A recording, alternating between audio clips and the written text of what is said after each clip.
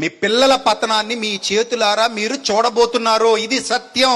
Cell phone ఇచ్చేస్తే అలా కట్టేసి ఉంటాడు కదా, ఏ గొడవ ఉండదు, కళ్ళు పోగొట్టేస్తారు, బుర్రపాడు చేసేస్తారు. అక్కడ నుంచి వాడు అన్ని దరిద్రాలు నేర్చుకుంటాడు. అది ఇవ్వకపోతే కొట్టడానికి కూడా వెనకాడు, తిట్టడానికి వెనకాడు. కోపాలు వచ్చేస్తే పిల్లలకి చిన్న వయసులోనే వాళ్ళ మీద దుష్ప్రభావాలు పడిపోతున్నాయి. నీచమైన ఆలోచన విధానం పేరుకుపోతుంది. దీనందరికీ కారణం సెల్ ఫోన్ చేతికిచ్చి పెంచే తల్లిదండ్రులు. 5 ఏళ్ళు కూడా రావు వాడికి, అప్పుడే సెల్ ఫోన్కి ఎడిక్ట్ అయిపోయాడు. మళ్ళీ గొప్పగా మా వాడు యూట్యూబ్ ఓపెన్ చేస్తాడండి, మా వాడు ఇన్స్టాగ్రామ్ లోకి వెళ్ళిపోతాడండి, ఓహో మా వాడు ఫోటో తీసేస్తాడండి, అబ్బా ఆహా అప్లోడ్ కూడా చేస్తాడండి. సిగ్గుపడాలి ఇలాంటి చెప్పుకోవడానికి మనం. అదే గొప్ప. అది 5 ఏళ్ల వయసులో ఫోటో తీసేస్తాడు, యూట్యూబ్ లోకి వెళ్ళిపోతాడు, ఇన్స్టాగ్రామ్ లోకి వెళ్ళిపోతాడు, ఫేస్బుక్ లోకి వెళ్ళిపోతాడు. సిగ్గుపడండి ఇలాంటి దరిద్రాలు చెప్పుకోవడానికి. తప్పది. పిల్లాడి బతుకు పాడు చేసాం మనం, పిల్లాడి జీవితాన్ని నాశనం చేసాం మనం, అమ్మాయి జీవితాన్ని నాశనం చేసాం చేతులారా.